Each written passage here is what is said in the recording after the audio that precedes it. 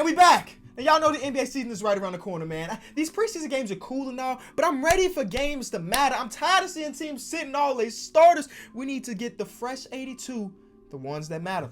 So since it is right around the corner, I thought it was the perfect time to ask you guys on Twitter for your bold predictions, any kind of hot takes you have, and I'm going to be reacting to it. See, if you don't follow me on Twitter, I'm sorry, you could not be involved in this video. So follow me at KLT4Q. So I picked some of the ones that I thought were pretty interesting, ones that I wanted to talk about. So let's get into the first one. Mando says KarlAnthony Towns and Devin Booker request a trade. We're starting off hot, and I love it because I don't think this is that crazy. Oh yeah, I can honestly see one of those things happen. You're like, Kenny, how can you say that Devin Booker has been so Phoenix, which shout out to Devin Booker for being so loyal to the city so far. KarlAnthony Towns just signed an extension. Basically, both of these guys just signed an extension. But the NBA season is so unpredictable. How many people watching this video really predicted that Jimmy Butler was going to win out of Minnesota? How many people predicted that Porzingis was going to win out of New York? It is hard to predict what a player wants. And one thing I know Devin Booker wants, at least, he wants to make the playoffs. He's gave them, what, 4 or 5 years of his NBA career, and they have yet to put together a team around him that can eclipse 40 wins.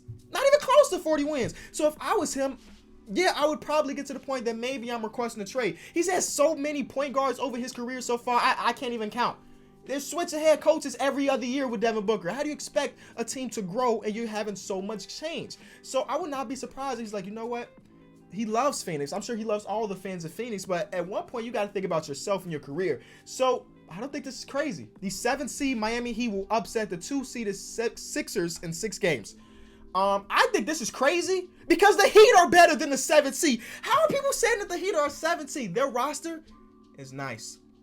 Oh yeah, their roster is nice. They got a guy that can legitimately close out games for them, of course, is Jimmy Butler. They have Bam Adebayo, who's growing every single season, an elite defender, and maybe one of my picks for most improved players.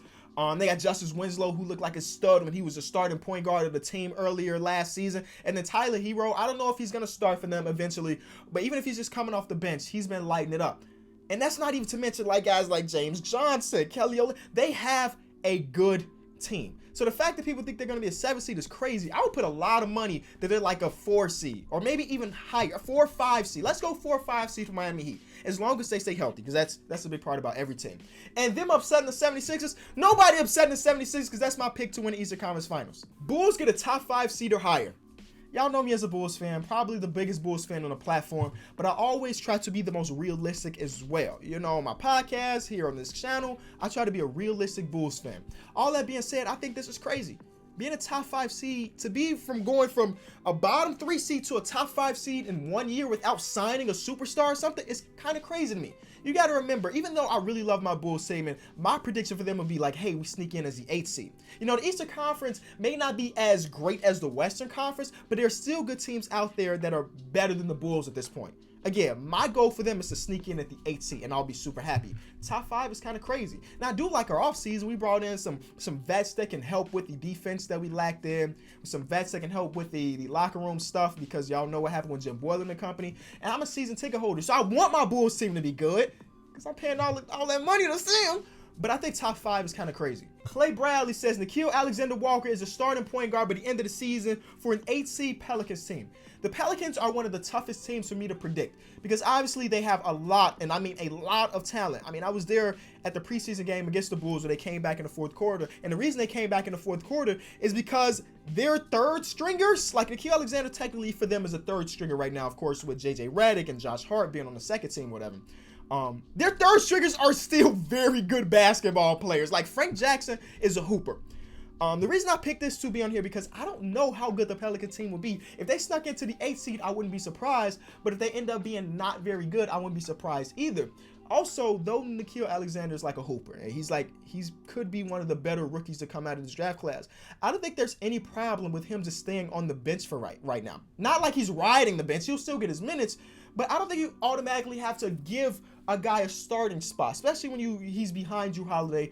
We know he's not taking Jrue Holiday's spot, and Lonzo looks a lot better in preseason, so I don't know if Nickeil Alexander's taking that spot. And if he does, that means that the front office of the Pelicans are so high on him, they traded Lonzo or they traded Jrue Holiday.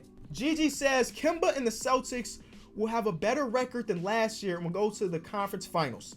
2 people agree with that. I can't agree with it, man. I think the Celtics are going to really, and I mean really miss what Al Horford brought night in and night out. He was just, to me, he was their most impactful player, obviously after Kyrie Irving offensively. But Al Horford's ability to just play elite level defense, being replaced by Enes Kanter, who, as we know, defense is just not his thing. And I know they're going to experiment with having Robert Williams start at center, and they've been doing that in the preseason and everything.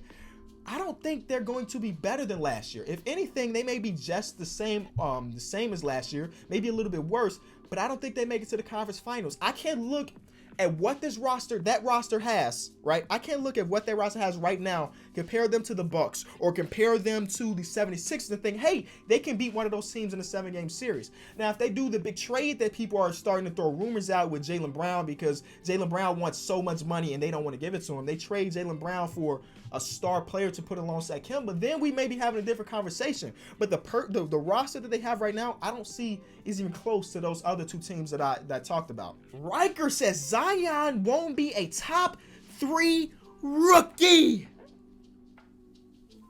Are we watching the same player? Bro, Zion is the real deal. I can say that with 100% confidence. As long as he stays healthy, and we're hoping that everybody in the league stays healthy, even though that is very unrealistic. As long as he stays healthy, I don't see a single situation where he doesn't win the Rookie of the Year. This is what the recipe is to win Rookie of the Year. Opportunity. Who's going to get minutes over Zion in New Orleans? Nobody. A good basketball player. Zion is good. Those are the two things. You got to be good at basketball. You have to have optimal opportunity. He's got both. The guy is a force of nature.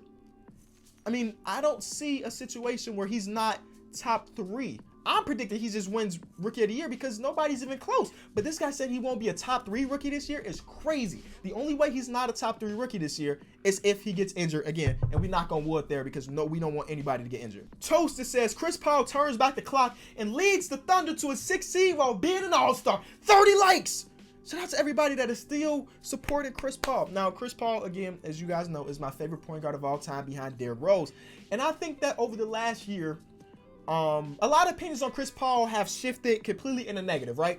But Chris Paul is still a very good NBA player. And the reason why it may have shifted is because A, he struggles with staying healthy. That's a huge criticism. And B, he's got that huge old contract. Is he as good as that contract says? Probably not. But he's still a very good NBA player. So if the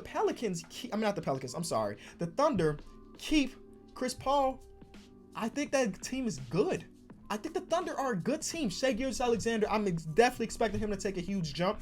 They still got Gallinari on this roster, and Steven Adams, he's got a point guard that is force feed him still. I don't know if they're good enough to be a 6th seed and all, but I do believe that Chris Paul is going to waken some people back up. Like, hey, I'm still a very good point guard.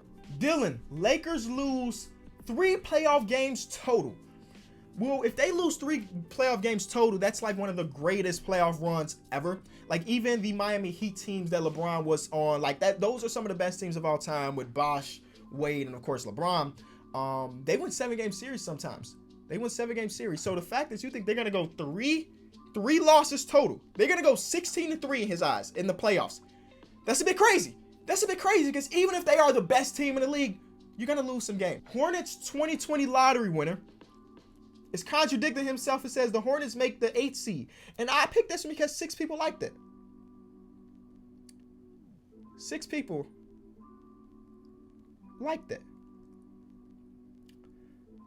Is this the craziest one?